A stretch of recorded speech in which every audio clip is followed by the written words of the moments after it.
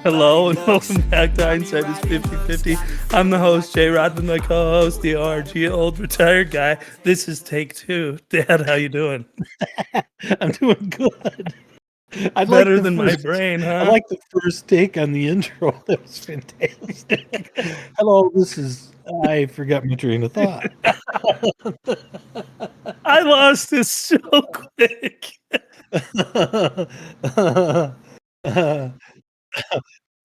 I'm doing good, man. How about you? I'm doing good. Been getting out for a bike ride a little bit here and there, hopping on the motorcycle, been enjoying that. Enjoying the weather when, the air quality's not garbage, but I know you had said that the air quality was kind of getting to you. Well, yeah, but when you said you've been getting out on the bike, you sent me a picture yesterday of you with the bike with a box of diapers, a mega box, bungee strap to the back. Thanks for the bungees, by the way. I needed them. I told you, I was trying to be good. I mean, you got a lot, dude. You got new tires of that bike. You got a lot of extras with that bike, but that's okay. I wanted it to be that way, but I have done that, and even when I had the old 500 Honda, when I had my CX 500, the 1980, and I had that bike until 1994. And at that time, I bought an 86 1100 Shadow, which is I'm looking at right now in my basement that you own now. Yep. But I have strapped with bungee cords. I mean, you can't go anywhere without bungee cords, man, because you can make a lot of shit happen if you got a couple bungee cords. And a little bit of creativity, too. Yes. And that's what I told Melissa. It doesn't take a rocket scientist to figure it out. No, but it's almost like a jerry rigging for dummies. Like when I'm at Target, so Melissa was sick, so I went to pick up her script, and then on the way back, she had a Target order, and I was like, "What is it?" And she's like, "It's two things," and I said, "Okay, I'll pick it up." And I get there, and one of the things is a monster box of diapers. I mean, this thing is 2 to 3 feet long and a foot wide and 8 to 10 inches tall. And so I'm sitting there like, well, it's sure as hell not going to fit in the saddlebags, and I don't have a trunk on my motorcycle or anything. But luckily, you had left me those bungees. But of those bungees, 3 of them were in really good shape, and one of them, the hook keeps sliding off of the knot on the end. And so my only fear was that, like, if this collapses or somehow loses tension, I could drop the diapers on the road, and I didn't want to do it. So I left that one bungee alone. I've just got to get it reseated, but once I do, it'll be fine. Dude, so at this point, you just got to have them, man. Well, at this point, I've got 3 bungees, but I was telling Melissa, it's like when you bungee something down, typically you're gonna do one around and latch it to the sissy bar, and one over under and latch it to the sissy bar. But because this box was so fucking big, none of them would fit around it. So to go around it, I had to use 2 of my 3 bungee cords, but then I couldn't do anything to stop it from bouncing up and down because my 3rd bungee cord wasn't long enough to go over. So what I ended up doing was crisscrossing the bungees and like hooking the corners of the box in. And I mean, it worked just fine, but I was one pothole from that thing coming completely undone. Yeah, but again, I used it as a backrest. I have bungeed shit down. That's how Ellen and I used to travel. It's like you pack your bag, and it's a soft bag like a duffel bag. You bungee it to the sissy bar on the bike, and that's your backrest. That's how, when we were first doing bike trips and we could have been better equipped to do bike trips. Yeah. That's how we did it. But no, the I've bungees got that drum for the and VTX, which is and they're amazing. they're wonderful to but the thing about the diapers, you know, you get in the diapers on the motorcycle. I can't tell you how many times I've done that. I remember do you you don't even remember this because you're too little. Do you remember up at what was it called? Burt Lake or Mullet Lake, when we rented that cabin on the lake and Jacob rode the jet ski and we all shaved. I don't And remember that. well, you were pretty little, so I wouldn't expect that you would. I don't so yeah, you might have been two. And you could get in the water, but that was about all. But I actually, because we lived, I think, in White Cloud then, and I rode my bike up just so I could putt around. And your mom drove, and she drove all you guys, and we followed each other. You know, she followed me or whatever. But then I had to go out. I remember going out, having to go out, and it's like a resort community. You know, it's like people are up there on vacation or at their summer cottage or whatever. It's full of tourists, and I got on shorts and I might even have flip flops on riding the bike. You had to wear a helmet then. But I go to this IGA grocery store because I got to get diapers for you. You're welcome. And yeah, and I did that. I strapped them on the back of that CX 500, and there was two different ladies commented. It's like not a real good way to pick up girls, is it? Because it's like Yeah. motorcycles But are. it's so funny It because is. when I go to Target, Melissa's done a pickup order. And Yeah, so it's I've got to curbside, pull into right? but they have their own parking spots. So yeah, I guess it's like curbside pickup, but you have to pull into a designated part of the parking lot. And then you pull in and there's a sign that has a number on it and you register your number and then they bring your order out. So I get there and I pull in. Now I'm already like with all the moms that have their dogs in the car and all that shit and don't want to go in the store, and they're all sitting there, but I can't get a hold of Melissa. And there's a code that like when the worker comes out, they'll go, "What's your code for today?" And you tell them a 4-digit code, and then they grab your order. But I can't get a hold of Melissa, so I'm just like this great big guy on a motorcycle sitting out there while all these people are getting loaded up, and I look like the asshole that's taking up a parking spot almost like it's a handicap parking spot.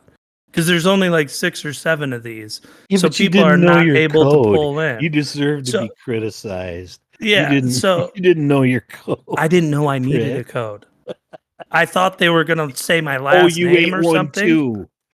I thought they were gonna say my last name or something, and then so I call Melissa like 5 times, finally get a hold of her. She gives me the code. The guy comes out, and then I have the diapers.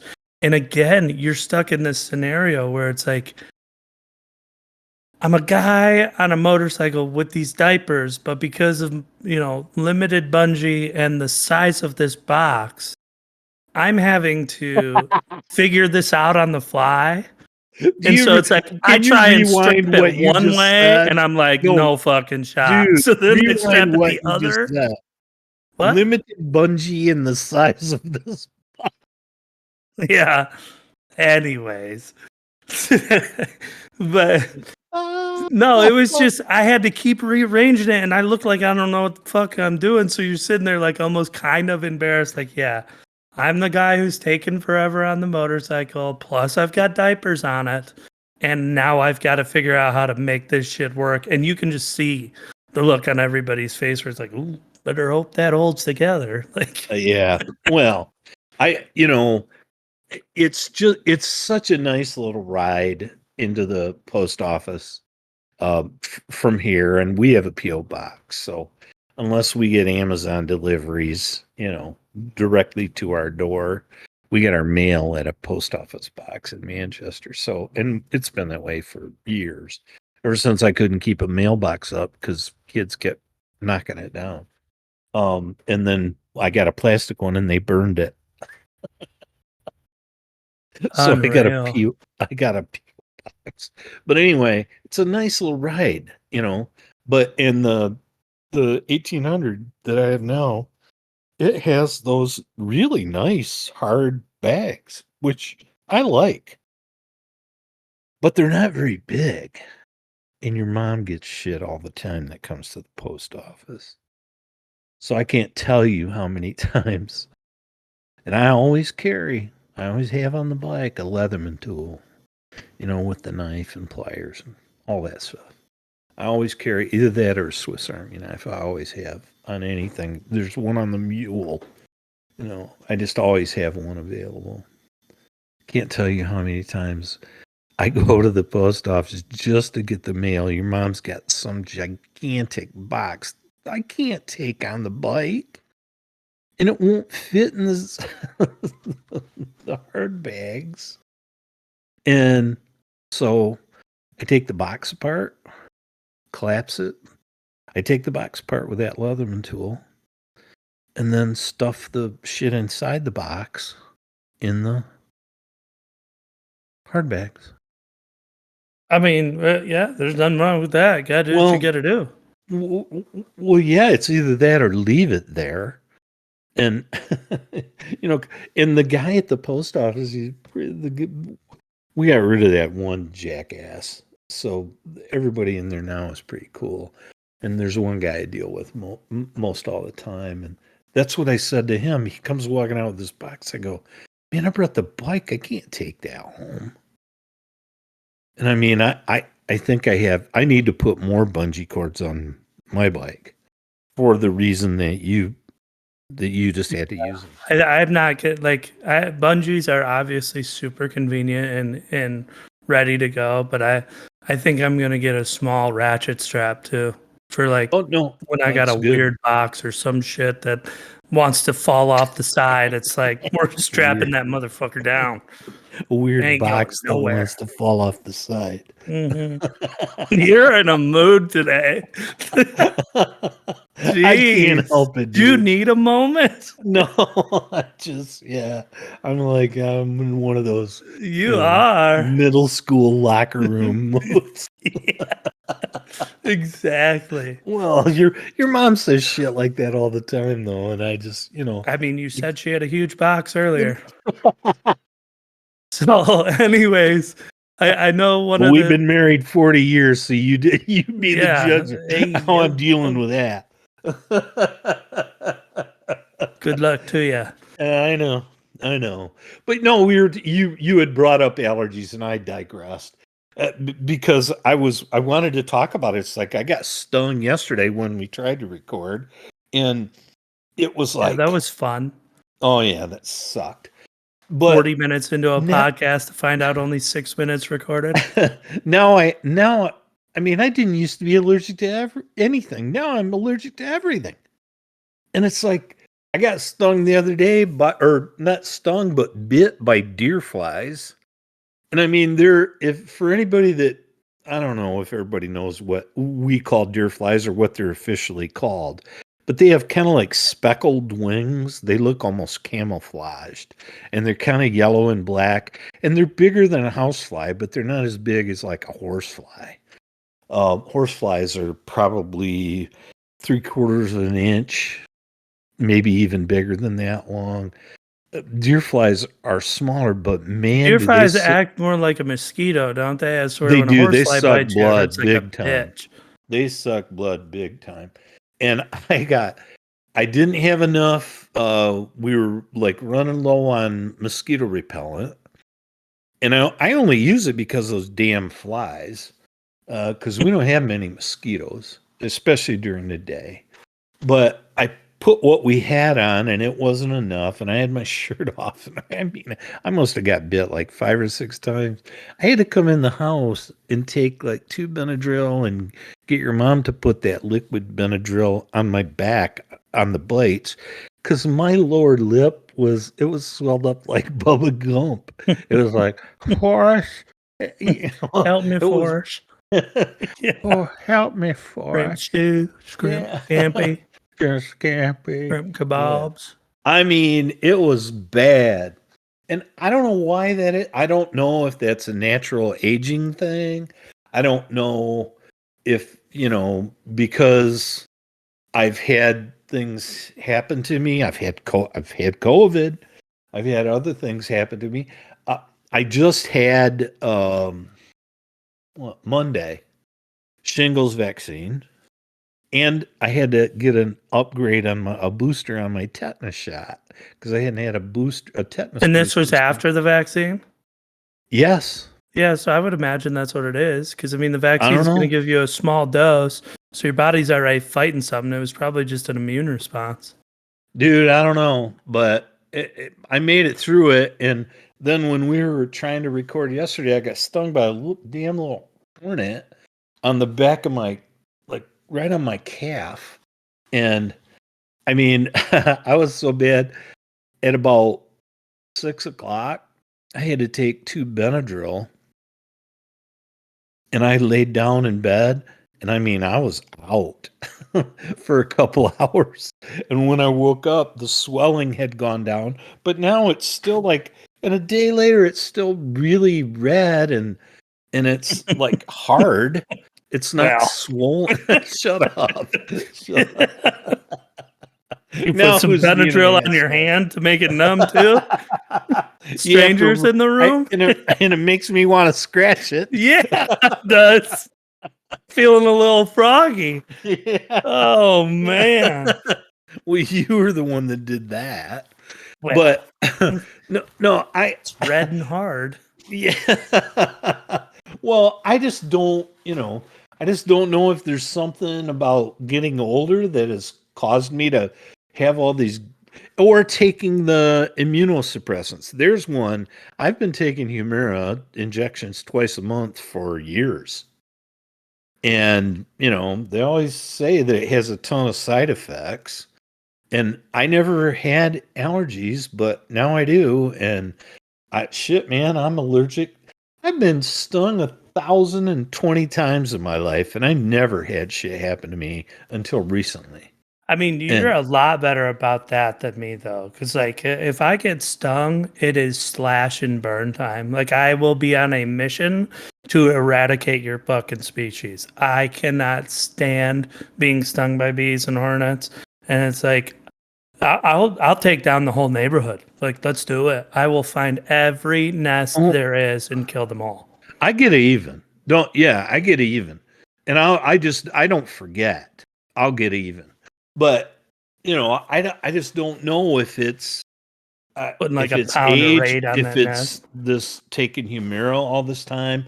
But man, I'm allergic now in ways that I never imagined I would be. Now, one of the things that I wanted to talk about that I've heard since we tried to record yesterday.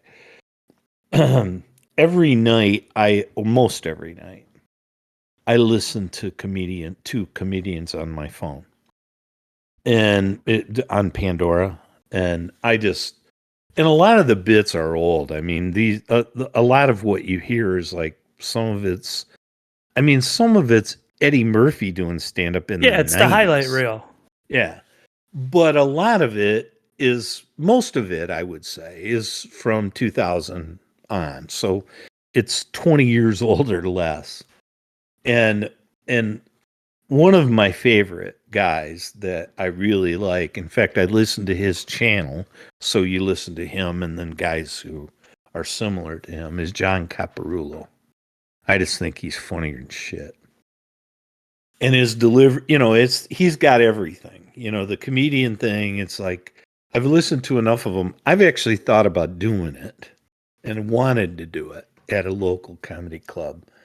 And I may yet before I die, just to do it. just to see how it is. But it's delivery, and and he's got the funny voice. He's got the shtick. He's always got the T-shirt, the ball cap, which on him looks natural. But he married a gal who was like, he went to Kent State University in Ohio. And he married a gal who went to Kent State, but she was like 10 years younger than him. So she was at a comedy show that he was doing at Kent State, and that's how they met. Anyway, I love his delivery, and I like his shtick. I like the way he does things. And he was talking last night. Now, this you have boys. I had boys. Okay. I don't know what it's like to have a daughter. When Caparulo ended up marrying this gal, who they seem really happy. They have a podcast they do together. And they had a child so far, I think only one. Her name is Madden. And it's like her name is Madden J. Cooperulo. And she is, I believe, 8 years old. Well, I was listening to him last night, and he was doing a skit when she was 7. And he said, and he talks about it all the time, ever since she's been born. And he talks about how he can't believe he's a parent, and he doesn't think he deserves to be a parent. And if it wasn't for his wife, he wouldn't have any idea of how to be a parent. It's so true, though. No, I get it. But see, again, now, okay, now this is, and so all I'm doing is I'm relating Caparulo to especially you and me, and probably Joe, and Jacob maybe a little bit in some way. I think Jacob's a little bit different in that regard, but certainly to me, you and Joe, in certain ways, I think he's similar to us. And he had a daughter. Joe has a daughter. But he has this daughter, and he's talking about how he doesn't know if he's equipped to be a parent. Well, last night he says this thing that I'm just freaking dying. I'm still laughing over it. He goes, and I don't know what I'm going to do, when she starts dating. When so-and-so comes to, he goes, and he arbitrarily uses the name Colton, which we both know my good friend is named Colton, but he arbitrarily uses this name. He goes, so when Colton comes to pick her up and take her out on a date, he goes, I think I'm just going to say, Colton, if you take her virginity, I'm going to take yours. That's fair. Fair And play. I think that is freaking awesome. I thought I've been laughing about that I think about it and I laugh. I never had a daughter. I can't imagine how I would be. I can't imagine how your brothers will be, Yeah. because I'm Jacob glad and I'm not Joe doing both have that. daughters. What? Said I'm glad I'm not doing that. Well, I get it. Can you imagine how difficult that would be? I mean, that's a whole new Oh, thing. Melissa and I have talked about it, and I've talked with my friends about it. It's like everybody, is like, well, what would you do if you had a daughter? Because Melissa and I, thought about having a third here and there. And my response was just like, know I would be the dad who's like dressed up in a costume at the movie theater on a Tuesday with my little girl. Like I'm gonna be wrapped around her little finger.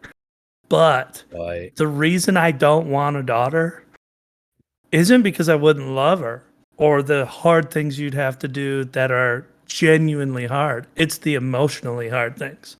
Like when she starts developing as a preteen, that's going to make me uncomfortable. When she has, her first period, it's like, oh my God, you're a girl. And then when she has a boyfriend and you got to worry about the whole virginity, pregnancy, all that thing. And then it's like, she's got prom where you're taking those pictures. Then you got to give her, or you got to send her off to college, and you kind of say goodbye to your little baby.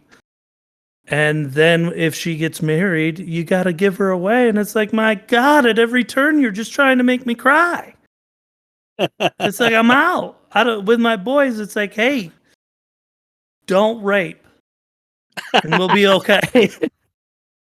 That ought to Like, be a T-shirt. Don't rape. I think there's a What are comedian you, that actually Father of the says that. Year in But I'm just Shelby saying, Township? it's like Jesus they're gonna be Christ. bash bros. Don't They'll be rape. okay. What the But hell's you the don't go matter through with any you? of that shit. Don't rape.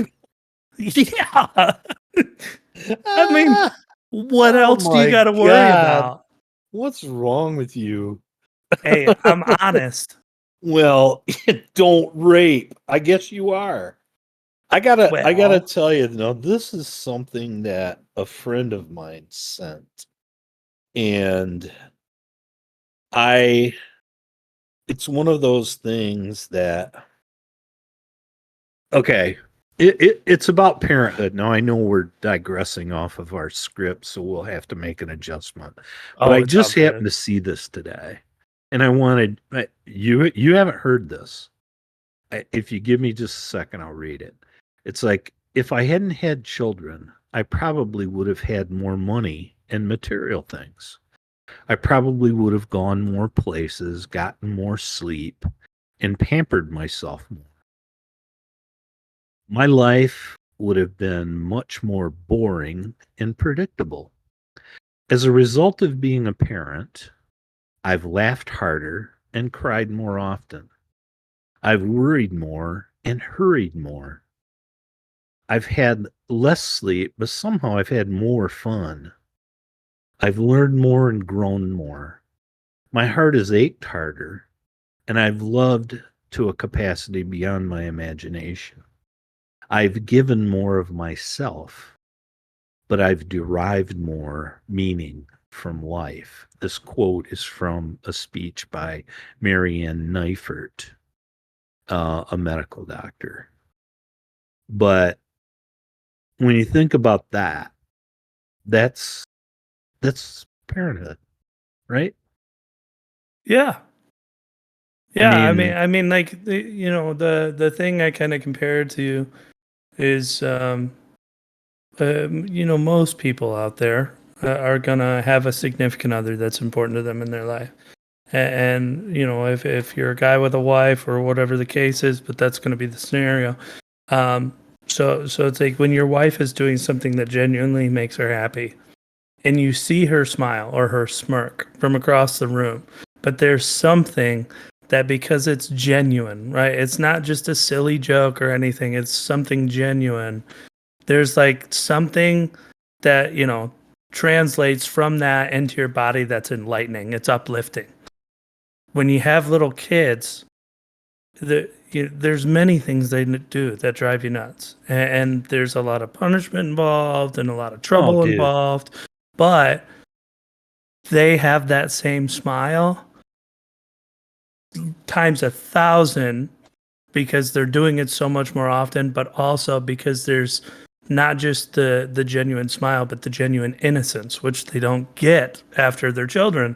And so when you see that true happiness without a care in the world, it's like you can't replace that with another thing on this planet. nothing, And nothing, when she's talking zero. about giving more of herself, I had this conversation with Melissa um, probably like a year ago, and because she was struggling with being strict with the kids because she just felt bad, even though you know once they kind of fall in line where they're supposed to, life's a lot better place and you're not in trouble so much.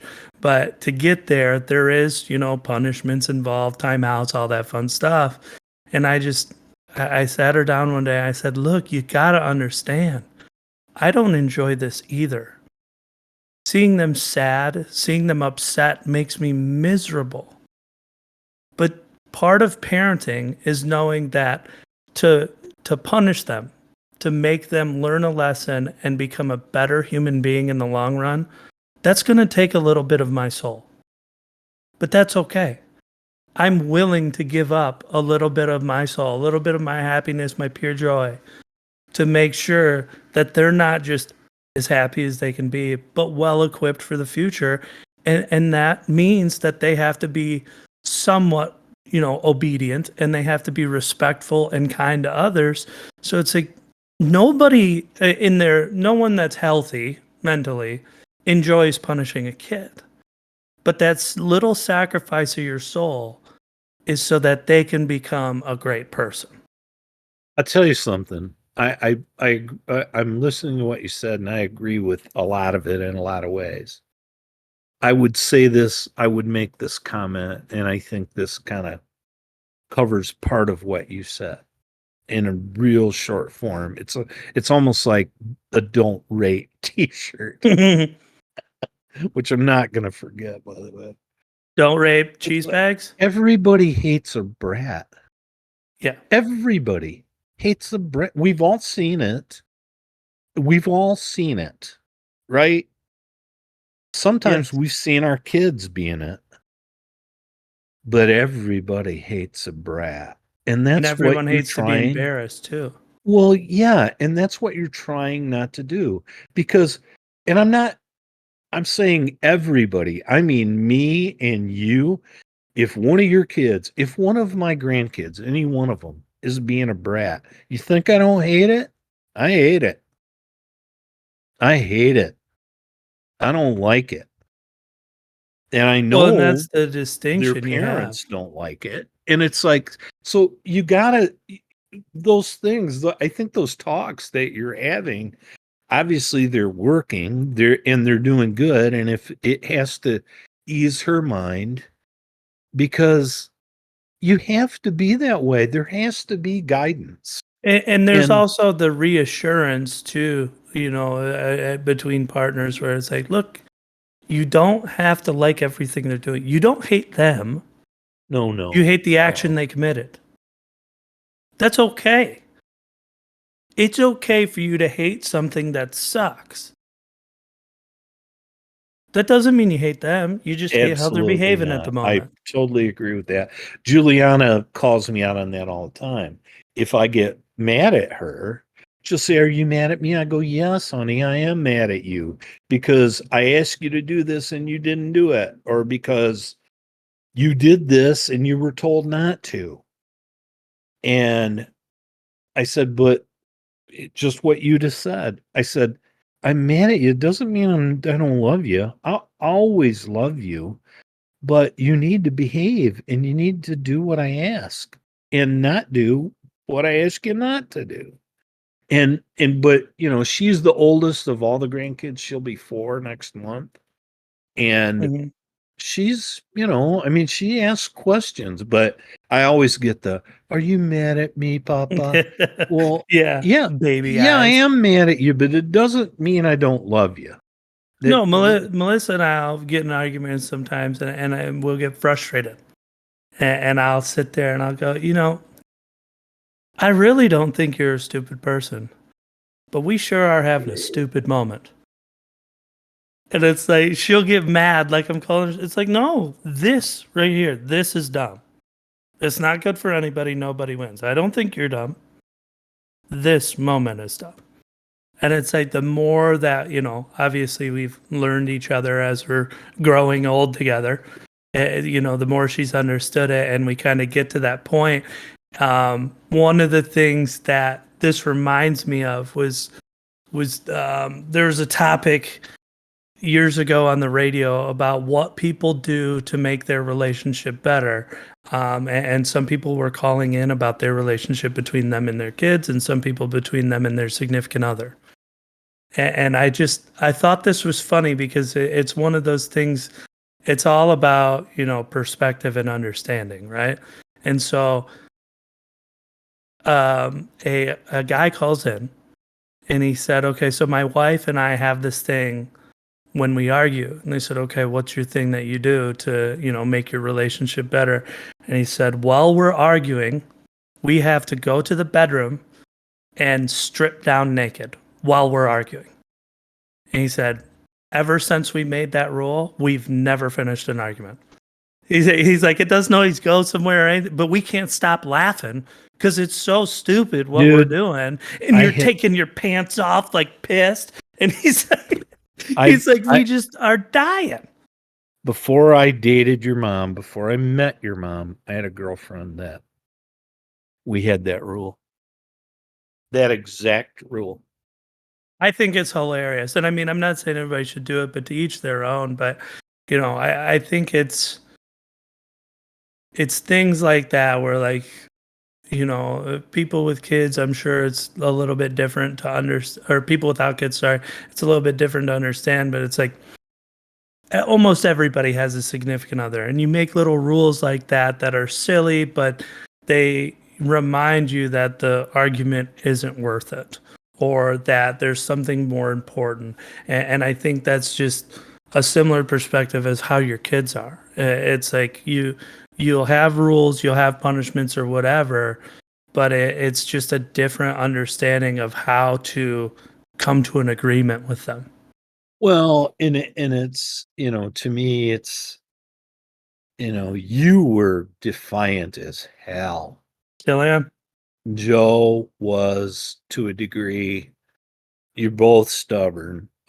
You come by that naturally. You got both parents are stubborn. So I'm not saying I'm not guilty in that regard. But you have to, and every kid's different, and you have to kind of figure out how.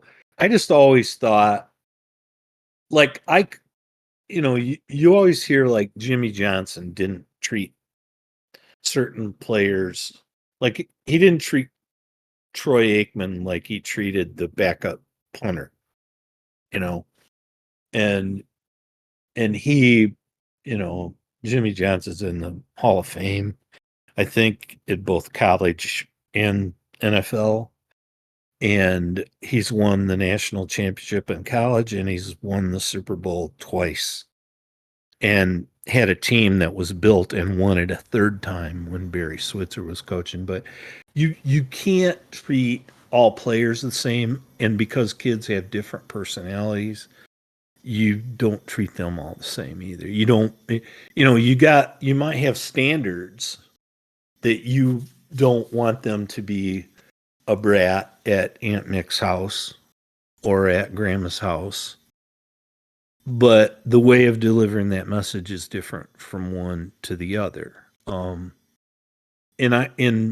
trust me, dude, I say this all the time. We're all amateur parents. Oh God. We're amateurs at this. We're amateurs at people getting old and dealing with, your own parents as they age. We're Well, I mean, amateurs it's at like that. I just learned how to get me here. Now I'm gonna raise a person.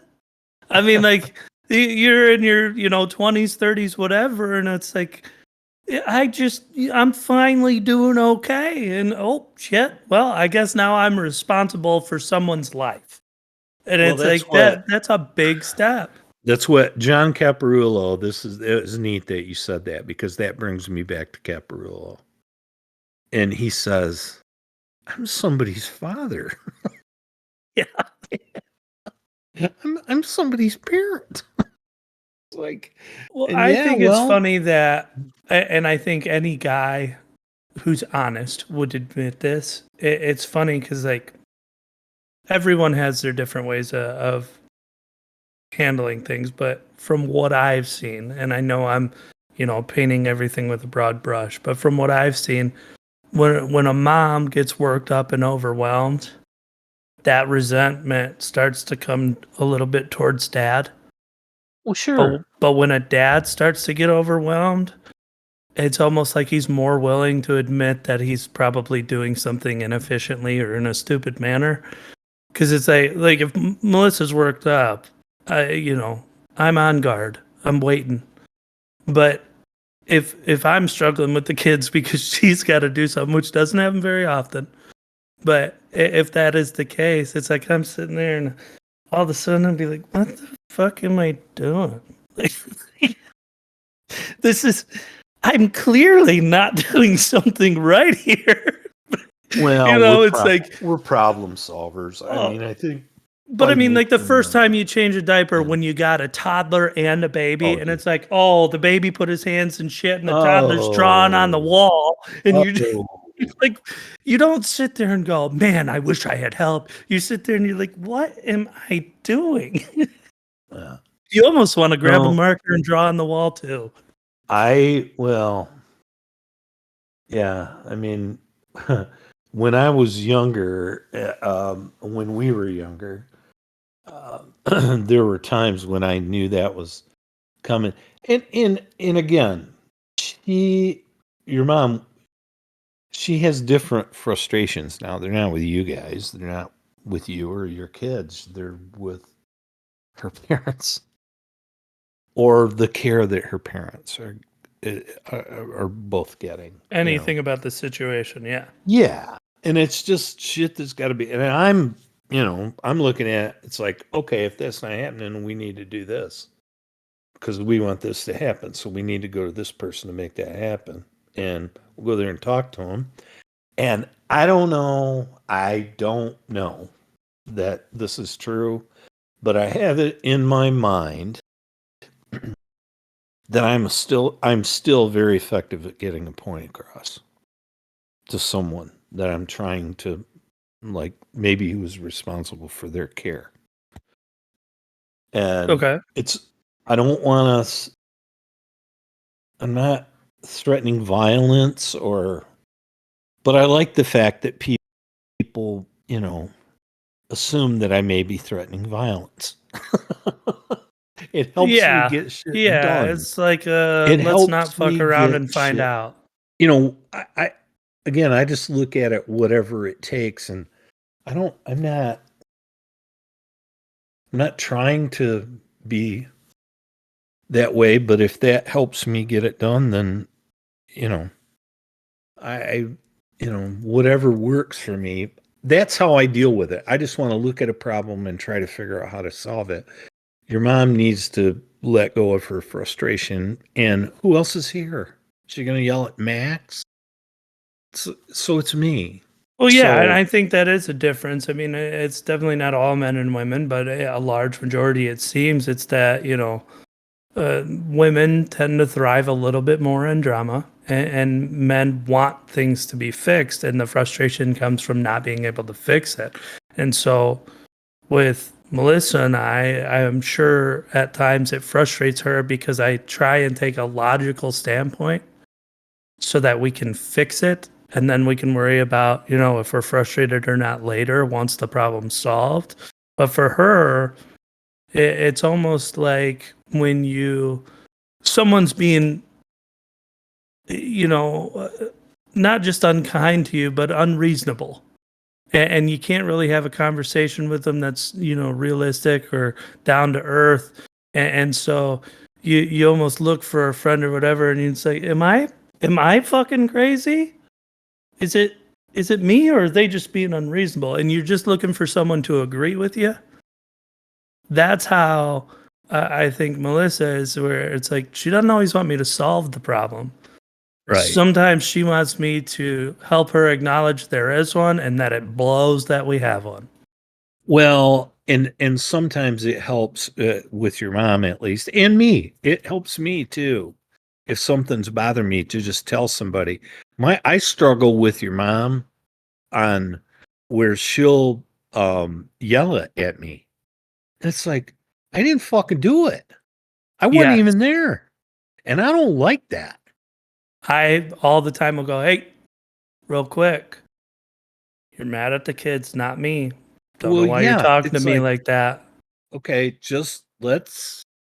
I Yep. mean, you got to vent. I get it, but don't sit there screaming at me. I didn't do any of that. Well, and I some didn't. of it is definitely whether you feel like slighted in the scenario too. Like And I'm not even saying whether you earned the tone or not, but it's like, hey, just because your temper is passive aggressive doesn't mean you get to take it out on me, because my temper is very explosive and I don't take it out on you. well, I think I probably do that to her and raise my voice and stuff when it's not her fault. When I get mad about something that isn't her fault, I think I probably raise my voice more than I'm acknowledging. Yeah.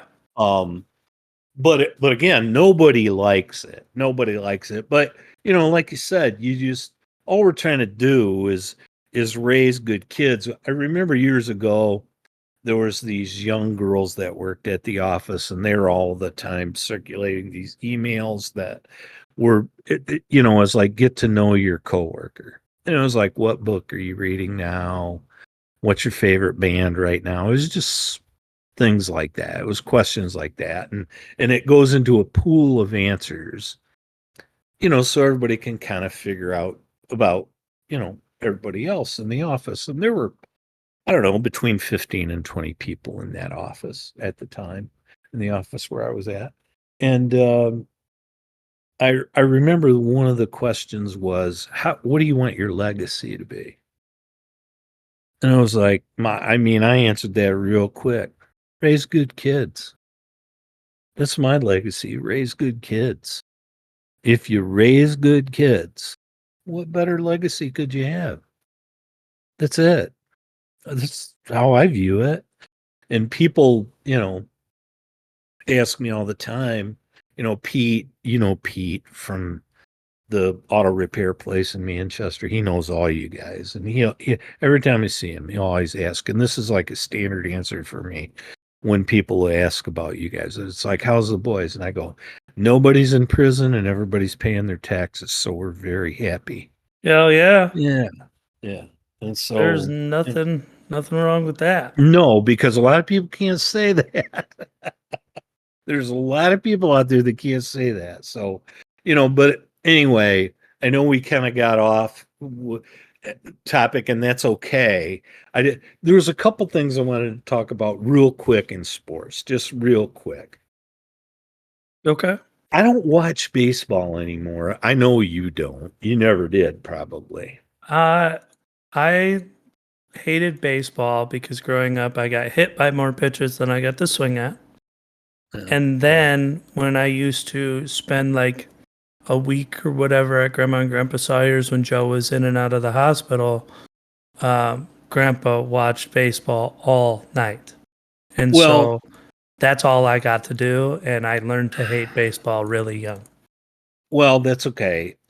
Baseball used to be a national pastime. It was like more popular than the NFL when I was a youngster. It really was because baseball had 162 games or 160 games, and they played day games. You know, they weren't when I was a kid, they weren't on TV, but it used to be a national pastime. And I guess I don't want to go into it a lot, but I was reading this article on Yahoo about how the All-Star game just happened this week. Okay. Jacob's birthday, your older brother, his birthday was on Monday. When he was born 39 years ago, July 10th, it was a Tuesday. And it was the night of the All-Star game. So this week, the All-Star game was on Tuesday again. It happened to be this year on July 11th. But when he was born, it was on the 10th. And I remember while your mom was in labor, I was still a fan of baseball. Not as much as I was when I was a kid because, football was starting to take over and basketball, and I like those things too. But I was still a fan of baseball. I played it. I played it through high school and liked it. Played softball after that. But it's suffered so badly. Like I didn't watch a bit of the All-Star game. I'm sure you didn't. I was reading this article about how viewership is way, way down. It's just a slow moving game and it's not But going to but work. the big difference to me is baseball was at its height when television wasn't. Because That's baseball fair. has never been a phenomenally entertaining visual sport. It's one of those that stat tracking and conversation pieces are what built it. So back when radio could broadcast it, you weren't, missing what was going on in the baseball game because an announcer or a broadcaster could keep up with the pace of that game. But not only that, then you have the conversation piece where you're sitting there, and if you're really into it, you're like, "Oh, so what do you think? Is he getting a hit? It's like he's batting 300 right now." See, And I think that having those conversation pieces, because television wasn't there, so you didn't see the hard hits or the deep throws in football, and you didn't see the flashiness of the NBA. I I think that's it, what made baseball such a like collective sport at the time. I disagree with you about some of that. I do. Not all of it. I think, baseball is a great play waiting to happen. Problem is there's time gaps. And Oh, it's like 100%. and if you've got a short attention span, No, which there. I do, I mean, I admit it. I do, and I always have. It's like, God damn, man, I can't sit Well, here don't get and me wrong. There's hellacious athletes in big, baseball. There is, big. and they do miraculous things. They, whether it's hitting the ball or the cannon they have when they launch that fucking thing. When someone throws from the outfield to home plate, and you're like, "Oh my god!" I I'm know not saying they don't pull off the spectacular, but it's the consistency of it where there's it's just bang bang slow. on every play in football. It's There's just slow. major. Well, I mean, if a pitcher's having a good game, nobody's hitting the ball. And my dad, which you just mentioned, loved pitchers duels. I didn't because there's no offense. You got Yeah, two that's good the type of guy pitchers. who likes a defensive football game. It's Yeah, like there hasn't it's been a first down in 3 quarters. yeah. Okay. But and my dad was famous for liking that. But it's just crazy how I've lost touch with baseball. I haven't watched an all-star game or even a bit of an all-star game. Yeah, I I don't think know how there's a many little years. bit of resentment there too. And I don't know how big, but I think a lot of people, and again, from my realm, so I can't speak for everyone, just people that I know that I've talked to, there's a lack of either understanding or justification on why the hell they get paid what they do. Because there are a lot of sports that are much more active with better viewership, that are much more physically demanding, that are not making close to what They got baseball great players make. television deals. They got great sponsorship. And it's unbelievable money. It It's is. It is. unbelievable. And so I It think is. there's some of that where you go, this shit's boring and your contract is that? Well, Oh maybe. my God. I don't I wanted to bring it up that I'm shocked that I read about the All-Star game being the viewership is way down and I shouldn't be surprised. But I guess I thought there were still Well, they they have a took away the stat. greatest thing that happened to baseball, though. They have a stat that, you know, like the baseball fan, the median age of a devout baseball fan is just like getting older and older and older. Yeah, So what's it, I don't know how 65 or 70 I now? don't know, dude. I don't know, but it's old. The other thing I wanted to talk about in sports, and you've been hearing it. If you haven't, your head's been in the sand, and I know it's not done. The Lions are getting all kinds of national hype, and dude, I like the way they finished last year, and we're talking about our Detroit Lions. And I liked how they finished last year, and I like their coaching staff. And I got questions about their draft, but I like part of their draft again this year. And again, I'm not going to question that guy because he's got a pretty good track record on draft and personnel. But it makes me nervous when everybody's chatting up the Lions because, dude, I've been down this road 62 times in 67 years. And Yeah, it's but sucks. I think the difference this year, and I'm worried about it too. Like, are we building on this hype for a letdown? Um, but one of the things that I think is different about this team is we don't have Calvin or Barry. We're just an assembled team now. It's not, oh, we have the best at one position in the league. It's that we're an actual well-rounded team, and statistically across several fronts, we're in the top 10 and even top 5. But for me, this year, like, if they can keep the competitive spirit, we know how much their fight and their grit can impact the season, especially down the stretch. We know the momentum they can build, the streak they can go on, and how not only the teammates and staff will jump on board, but the city will rally behind them. We know that. The But city will what go we don't nuts. know is who has the poise. If shit starts to fall off and you've got to have, all right, let's turn it around right now. Is that Jared Goff? Who's the poise that's not a coach. And that's what I think. It's not that they're not battle tested because they can play with anybody. But it's that they're not tested on recuperating. I And don't so it's worry like, about who's the guy. I think Jared Goff is fine.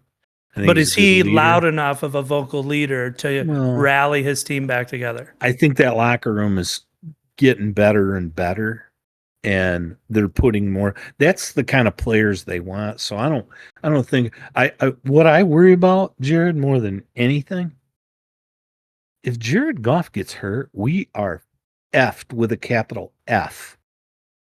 It's like Yeah, they have for 2 years they haven't done jack shit to bring in a decent backup quarterback. Now we drafted Hendon Hooker, who I like, but he had an ACL in mid-season last year. He likely won't even be ready to play until the latter part of this season.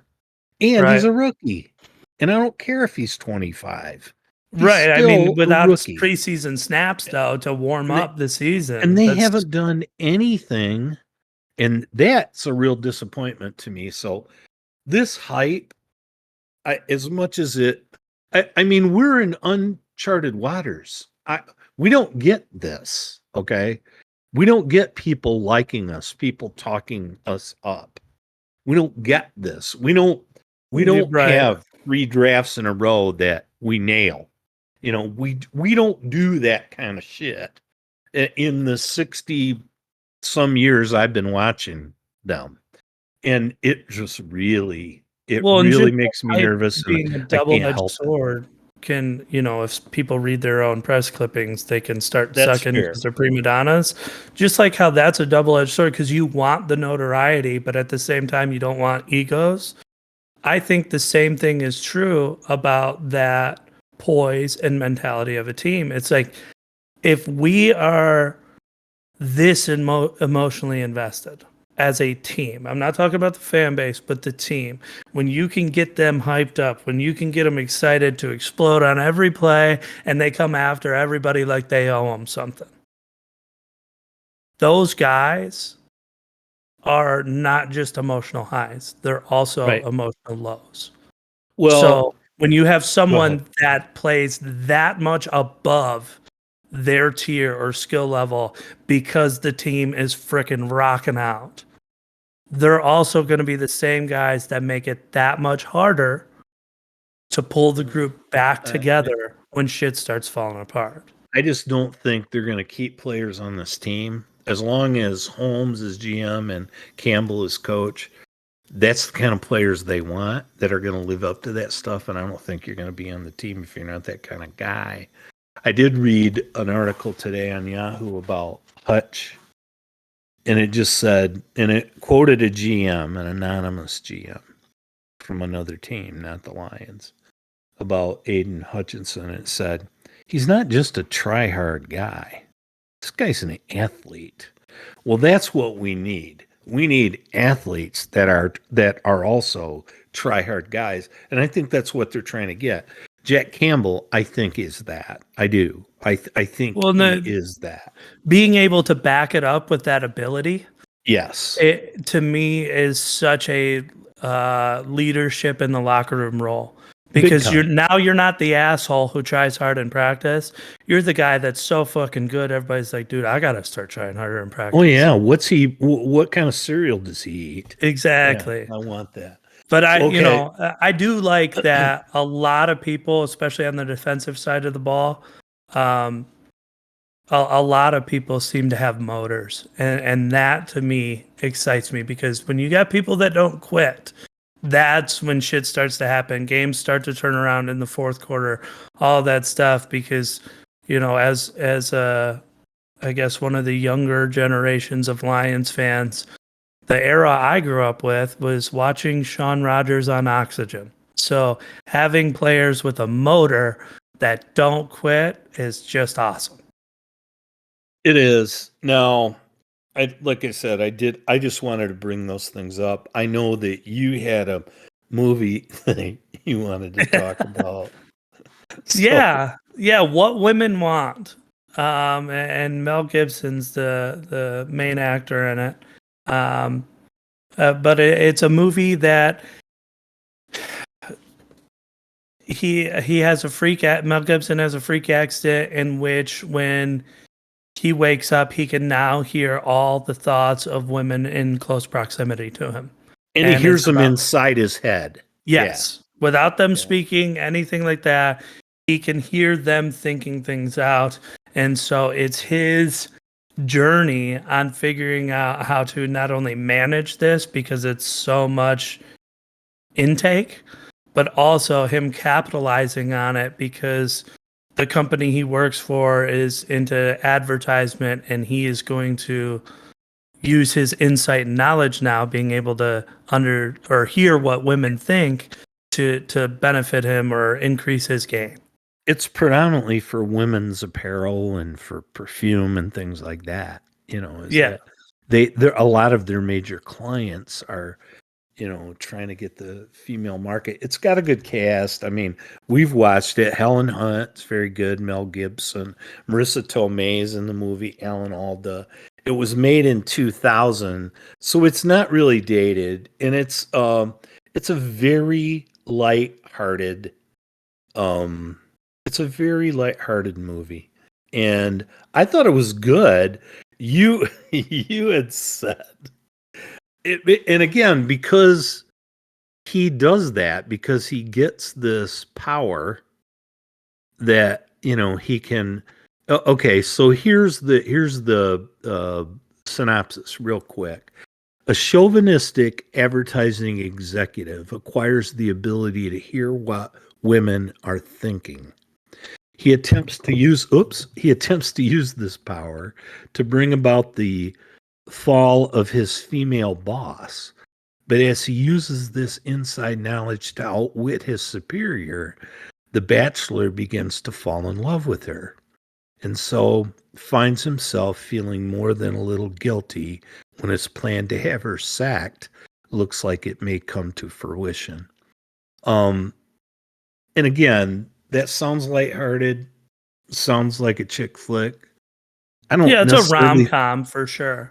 I don't think it's a chick flick because it is entertaining. It really is.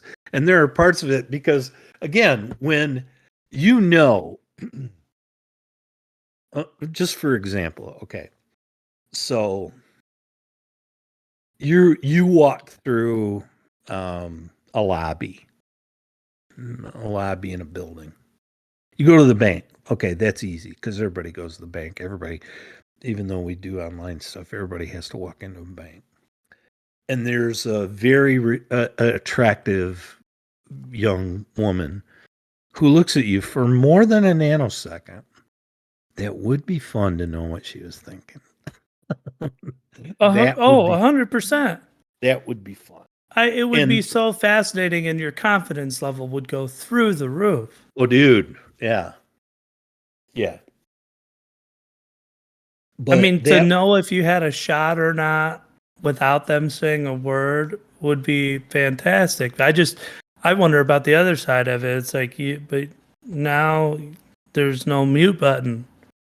So even if she's not arguing with you, you can hear what's going on in her head, and it's like, man, that'd drive you freaking nuts. But you said you even added to this, which again, a 2000 movie. I think it's worth the watch. I mean, it's didn't win Oscars or anything. It's not going to, but it's very lighthearted and it's worth the watch. It's actually an entertaining movie. I And thought there's it was really funny scenes too, and it's like um like there's one where Mel Gibson's in a bathtub and he's got like toenail polish or some shit on because he's got to try some of these feminine products to understand them, and the ruggedness of his voice makes the scene that much funnier because he's being so delicate in that scene. And for any fans of the show Friends out there, it very much is reminiscent of when Chandler takes a bath with candles and bubbles, and he's like, "But that's okay because I got my boat." That's what it reminds me of. It's just there's so many good scenes in there, but also again the struggle back and forth of whether this is, you know, an ability or a curse. Right. Well, it's one of again, you said, okay, you brought up the question.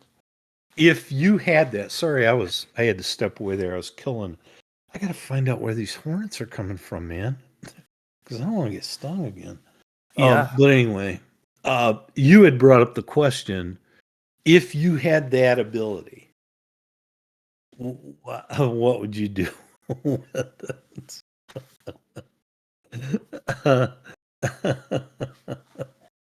And when you asked me that, I didn't have a great answer, and I still don't. So I'm going to ask you, what would you do if you had that ability? Ask for a refund. You know, but if I had that ability and let's say you can't get away from it, you can't turn it off, and obviously nothing as morbid as like suicide or anything like that is on the table. With that ability, I think I would have to go into some sort of woman's marketing or something like that so that I could use my knowledge to make a, you know, colossal amount of money, and then I'd buy an island and go live by myself. Well, I wonder if you married like a mute because she had never spoken before, would it not have a voice in your head? No, but it's her thoughts. It's not her Right, but the voice. thought has to have a voice. It's not coming Well, yeah, through in but your own, so it'd right? have Siri's voice. Or my voice, which I can listen to her thoughts in my voice. I'm in. Like, you know?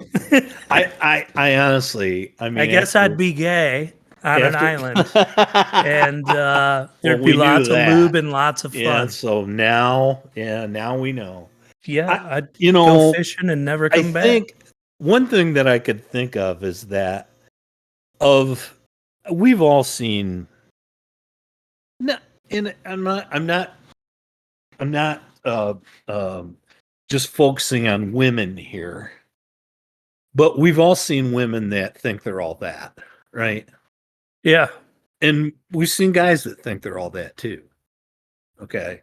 So if I could if I had that ability and there's the woman who thinks she's all that, I would use that against her in some way to not not that she'd be interested in me or anything, but I'd figure out a way to put her down oh, and try yeah, to I'm gonna bring her find what down you to don't like about you, and I'm gonna bring that to attention. that's what I'm saying. It's like, so you're not all that, and Yeah, here's why. exactly. Yeah. So You know, that's an interesting take would be to be like a therapist for females, but I just wonder if you, because you'd know the truth, right? When they're explaining their thoughts, but the other part of that is almost like your oath to them because it would also be very intrusive. So I don't know. I think you could be very beneficial because you'd know when someone's lying, when someone thinks you're full of shit, when someone's interested in something. So you would be able to help them, but at the same time, they would have zero privacy when in your presence. but when he's walking through there in the movie and he's hearing all these thoughts from different women as he's walking by a group of women. He's hearing all these things. It's like, did I turn the stove off? Yes. He left without saying goodbye, and all these different thoughts. It's like if I, heard some snobbish thought, I would, stop and figure out where that came from. And then I'd look and say, is she one of those who thinks she's better than everything else? And it's like, okay, we're going to work on this for a minute. I When, definitely think you could have fun with it. If I was being realistic about it, even though it's a fantasy idea, um, I think it would be really overwhelming. And one of the things that I've heard a sure. lot of comedians joke about is that men have a nothing box and women don't. And so it's like she'll look at you and go, "What are you thinking about?" And it's like, well, Nothing. "Till you asked me, I didn't know the lights were on." No, But for dude, her, it goes a million miles an hour, and she doesn't understand how you can sit there and not think a single thought. So if you're hearing women, that means that every woman in close proximity, if it's true that they just are always thinking about something, it's never going to be quiet. you've seen, there's been different shows about that, supposedly are looking inside, a guy's head and a woman's head, and the woman's going, well, I wonder if he thinks the stress makes me look Yeah. too, too big Wouldn't in it the be hips. great to find out Or, how perverted they truly are? Like, are and they then, like men, but they don't say it? and then it'll show the guy and he's going, man, those grape nuts were good this morning. I'm gonna have Yeah. those again tomorrow. And that's the truth. It is. I mean, that's what it is. I told you guys this for years. And if you don't remember this, I'm going to be really offended. Because I have said this to you, I've said it to both your brothers. Because men and women are so different, and I'm not judging, I'm not saying who's right and who's wrong or that somebody has to be, but I'm just saying because we're so different, and men don't think like women and women don't think like men. If you're a man and you think you've got it figured out, that part of it, write a book. You're going to make millions. Do you remember Oh, me saying this? yeah. Yeah. It's And I like, will look at you and tell you that you're not a man. Because if you get it, sorry. well, how many times do you see the gay male friend to Well, but women? it comes back to as good as it gets, which we've talked Yes. about. It's like when I think of a woman, or he goes, I think of a Think of a man, and I take man away reason and and accountability. accountability. And it's like, that's it. But that's Like what your man emotion might be that's enough what reason for you, but I will never understand exactly. And that's what a man thinks. But that. anyway, it's a 2000 movie. I think it's worth watching. I actually think it's entertaining, and it's a lighthearted movie, and Mel Gibson's pretty good, and Helen Hunt I think is a good actress. So Yeah, that's I think it. she's And a great actress, especially in that era of yeah, film. I know we've got a few other topics on the list, but I think we can push a couple of those to the next podcast.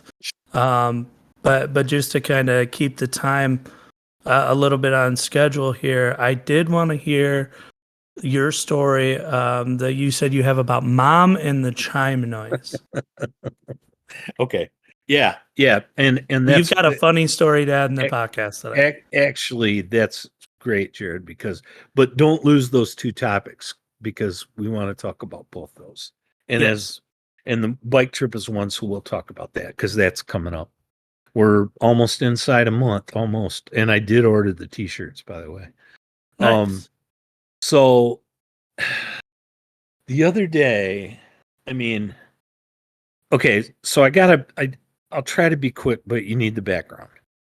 So Okay. your mom ordered this stand, and it's got sliding doors and stuff, and it comes, and the top is pressboard, and there's an imperfection in the top. And I mean, I put this sumbitch together, and it took 2 hours. It's got like, you know, 160 pieces, counting nuts and bolts. Sounds I like a put good it, time. swell. So I put it all together, and the last piece I put on is this top piece, which has the imperfection in it. Nice. She calls them, and she goes, well, I'm not keeping that. I go, well, I'm not taking it apart. If they can send you that piece, have them send you that piece, but I'm not doing that again. They sent her a whole new unit. The whole new, I mean, they got sent her a whole new one. So, I mean, we have two of them now. So I finished putting the one together because until we knew what was going to happen, I didn't want to finish, putting it all together. I didn't know if they were going to send us a new piece. And then they said, no, we're sending you a whole new unit. Well, we waited for that to come. So anyway, I put them, the one came, I put them both together. And I mean, I'm tapped. I'm tired. I mean, you're down on your knees, and that's hard for me. And it's nuts and bolts and Allen screws and all that. So anyway, I'm walking out of the um, piano room where the big sliding door is. And that's where these two things go. We use that as a kid's playroom now. There's kids' table in there, and the piano's in there, but TV and stuff for the kids. And we use that as a grandkids' playroom. So I'm exhausted, and I'm walking out of that big sliding door, and your mom comes walking up to me, and I'm hearing something that sounds like it's coming from upstairs. And it's like, and I'm not saying anything to her. Again, I'm a guy. I'm focused on this noise because I don't know what it is. It's unfamiliar. It sounds almost like a wind chime. And it sounds like it's coming from upstairs. Well, there's nothing on upstairs. There's no TV on upstairs. And for the life of me, and your mom comes walking up to me while I'm looking up into the upstairs. And I have this quizzical look on my face. And she's like jabbering away. Thanks, hon. They look great, blah, blah, blah. And I'm just like not even really paying attention to her. And I keep looking up and I'm like,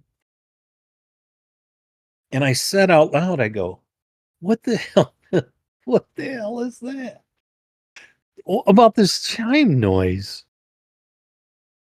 Well, when I said that, he immediately took cover behind me. And she's like, when you see either the truly scared or the truly panicked look on somebody's face, it's priceless. And your mom had both. And she like ducks behind me, puts her hands on my back to push me ahead and says, what is it? And it's like, Oh god. and it's like a noise, and it was coming from the surround sound. I figured it out. The surround sound was I don't know how it came from up there, but your mom loves the Jurassic Park movies, right? Yeah. And we watched that Dominion, by the way. We did watch that. And it was loud, even at home, it was Oh loud. man. But they had like a triple feature Jurassic Park on, and so I had played with the surround sound so it would sound really good while she was watching those movies. And I didn't readjust it and reset it back to the normal surround sound settings. And that's why that and it was, I don't even know what show it was, but it was a wind chimey sound. And your mom, because she's talking to me and I'm just like looking up at this up into the upstairs and I'm going, all of a sudden, and she's jabbering away and I'm going, what is that? And she's like, she immediately gets That's so good. she takes cover and her eyes are as big as cups. And she goes, what is it? Yeah. Well, I love the reactions though. Oh my Like God, it's like when someone's dude. talking to someone on the phone and you can't hear them, but they start laughing and it makes you laugh. And the reason I love the story you just told was because Melissa and I have been seeing like a trend on TikTok, and it's been around for a little bit, but it seems like it's having a slight resurgence. And in whatever partnership, significant others, or, gender doesn't matter. Either one can lead the charge, but it's like a highlight compilation of someone walking into like the living room or the front yard, and they already have a camera set up and they react like they're gonna get shot or a bird's coming after them, but they just freak out, and the person behind them has no idea what's going on, and to watch them like duck and cover and run and all this stuff because they're panicked. It's just That like their true, reaction makes that it totally worth it. dude, it's just like you said, that true fear, that true panic, you can't the only way you can capture it is on video. And I swear to God, it's like you could watch it over and over and over again. Like, your mom was playing a video of Jackson laughing the other day at something, and it was priceless. I can't tell you. You remember the video I made of JJ when I was doing the Indian chant? I was doing hey, Yes. and he was tickled and laughing. And then at the end, he slaps my hand and gives me a five. Yeah. I have played that 1,000 times, and I laugh out loud every time. Well, when you see the opposite end of that, whether it be fear or panic, and it's genuine, It's and so good. your It's like mom, her eyes are so big, and she's ducking down behind me, and all I heard was, but again, it's like men, she doesn't know what's up ooh, there. yeah, it's like ooh, But it's like when someone yells four on the golf course, you don't dare look at where four came from. It's just every guy kind of like winces and covers their head. well, yeah, Like you we just don't know what's dive. gonna It's, happen. it's like dive, dive, dive. Yeah. This Get in is the not a golf cart, drill. duck and Oh cover. my God. I mean, it was But just what so makes that funny. I better was that I just think was dying. some of the I think you forgot to mention it though. When she came up behind you, she, at least when she told me the story, she didn't have glasses on. No, she So didn't. she couldn't see shit. And so she's looking up like, what? Well, again and again, the male communication mantra. It's like I'm not saying anything. I'm just going like puzzled. I'm going, what Yeah. the hell is that? Thanks for elaborating. Yeah. And she's like got both hands like on my shoulder blades, crouched down behind me with this panic look and worried. What is it? That's so good. No, it is good. Hey, I know we got to go, but I want to say one thing before we go. I want to thank Ken Youngkin. Ken has kind of been counseling me about all this Mac stuff and what we've been going through, and we'll talk about that another time. Max is still with us. He's still in the land of the living. But Ken actually had sent me a link to a poem that was shown in a Dear Abby column, and I read the poem, which was great. It's called The Rainbow Bridge, and we can talk about that another time. It's about an owner and his pets, his or her pets. But in that Dear Abby column, that's where that parent, when I read about being a parent, that's what was in there. Oh, okay. It was another portion of that Dear Abby column, and thanks to Ken for sending me those things and for talking me up and you know trying to help me out during this is a hard time. But anyway, I just wanted to thank Ken because that was a big deal. Yeah, absolutely. That's way cool. I mean, I hope you guys enjoyed your cuddles, but that is very, Yeah, very, very nice of him to do. we touched. Did you? Yeah. Yeah, Reconnected. it's a new new definition of Tag, tip you're off. it.